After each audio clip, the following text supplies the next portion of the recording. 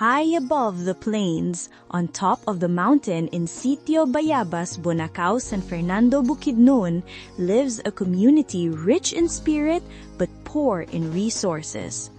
Panuluanan to Bayabas, one of IP school in division of Bukidnon, specifically located in District San Fernando to Bonacao, San Fernando, Bukidnon.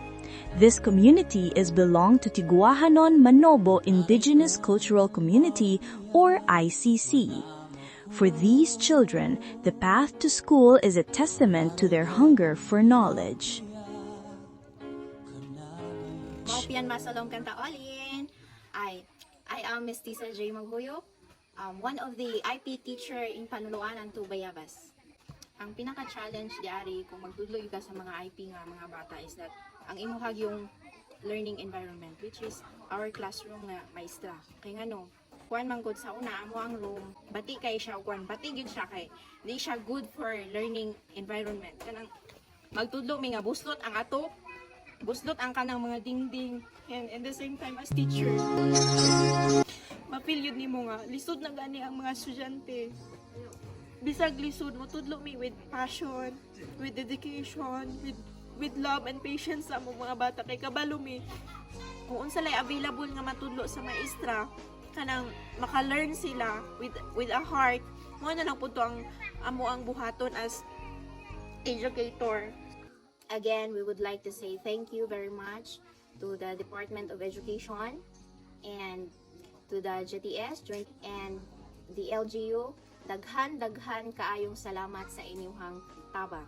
Maupian masolom kanta olen di si Maria Janet Ecelera.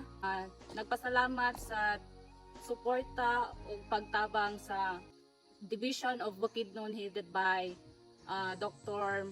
Vicky Gazo, GTS and LGU San Fernando pagpatukod sa among maupian na classroom.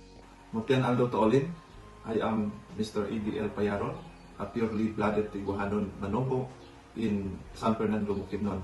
And I am also the school head of Bonacao Elementary School.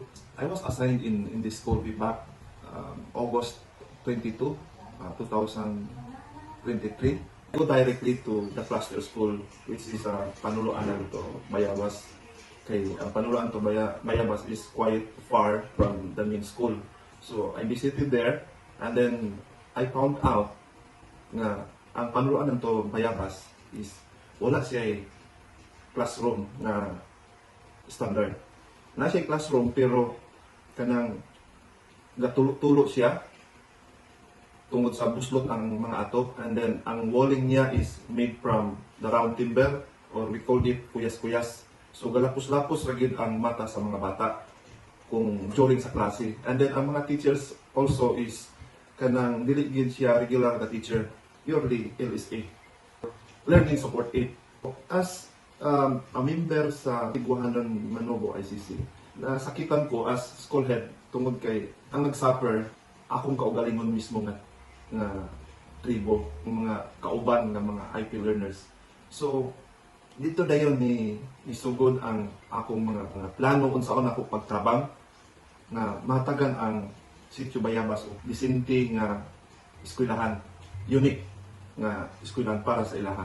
I started praying Ginoo nga unta naigamiton ang Ginoo nga instrument makatabang sa pagtukod or pag-establish sa school sa Sitio Bayabas. A prayer was granted tungod kay nakita sa Division of Bukidnon headed by Ma'am Victoria Bigaso and Sir Bobby, the Assistant Schools Division Superintendent, and Ma'am Lani Palapar. Nakita nila ang issues and concerns sa mga IP schools in the Division of Bukidnon. Walay mga classroom, walay facilities, basta kay kulang yun. So nag-initiate sila og program na maka-raise og funds. Kay og naanay ma-raise na funds, ituko dayon sa mga IP school. Kaingon ko nga it's a blessing para sa mga bata gyud sa Sitio Bayabas tungod kay sa kadaghan nga mga IP schools in the Division of Bukidnon, usa nga napili ang Bayabas nga mo'y recipient sa Makabata Run 1.0. So, ato naka-raise og funds So, mo nang hinungdan nga natukuran og eskwelahan ang panuluanan to Bayabas. So with that, GTS family, I'd like to give my salute and sincere thanks for your generosity and love for the IP learners in Sitio Bayabas. And secondly, pasalamatan po na ako ang atong Schools Division Superintendent, Division of Bukidnon, Ma'am Vicky Caso, and Sir Bobby, and Ma'am Lani, kay time pa man ni Ma'am Lani. Salamat kayo sa genuine love, not only in the learners in Panuluanan to Bayabas, but entire Division of Bukidnon nga mga IP learners. So you are truly a blessings of the IP learners in the Division of Bukidnon. And then thirdly is pasalamatan ako ang LGU San Fernando, headed by Mayor Rogelio C. Yeke, nga wala gyud undang sa pagsuporta sa daghan nga mga activity sa DepEd. So, Mayor, salamat kayo sa imong dako nga gugma sa edukasyon sa constituents sa lungsod sa San Fernando. Through the partnership of the Department of Education and JTs, a new chapter unfolds for the learners of our community. Rising proudly above the ground are 3 newly built classrooms, designed with inspiration from the rich culture and traditions of the Tiguahanan tribe. Every post, every wall, and every pattern reflect the artistry and identity of our indigenous people, a true celebration of heritage and learning. These classrooms are more than just buildings. They stand as a symbol of new hope for our young learners, a place where dreams begin and knowledge grows. Inside, new tables, chairs, and blackboards create an environment where learning becomes comfortable, engaging, and meaningful.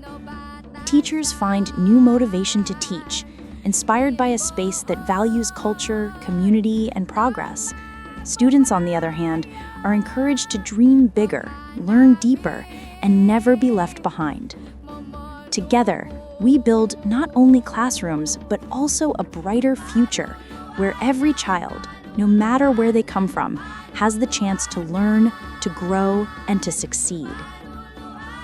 Ngarang ko si Bintoy Landahay, no nangulo to sabok no Sitio Bayabas. Naagyan ko kay nun nakapamurot to eskwela no konon mao. So kasi kan eskwela tun napiapit amad diktima sinit Bayabas nagparo kan apot kanyo so diktima at eskwela to mispi ton no sika ka hangkais kun toon nakahunaw na at nangkun kon at agkabuy yambos nakabuy ko di ka mananabang no mo deep id to tanat to mo supervisor to principal tanat nigjogging kahit kadi kamulo akon to kagokay nawa nigmasakit pad to kay nawa ko kagugma ko kanda nigjoggingan ato subla to libo nin eskwelan amon na nigdesignan da way ni Sir Dut Supervisor way si Sir Payaron to Tiguahanon mo piyok eskwelan noy no nigbakayang koy to gobyerno to eskwelahan no mopya. No, nigbakayang koy to maistara nog tuglo to kanamin kabataas para konad og kadiktima ko Maureen Aldo. No, napangaman no duhangyo ko to si Teder Matbayabas no pila adno tuid ka og yang uyot karasada kay. No korono karasada noy kay to Bayabas no masayon do no og kakot ko doon o podrok tunoy. Salamat DepEd Bukidnon. Salamat DTS. Salamat LDO San Fernando. Kaniyun gaynawa to Bayabas. To everyone who made this development possible, from the leaders, educators, and community members, we extend our heartfelt gratitude. Together, we are building not only schools, but a legacy of learning for generations to come.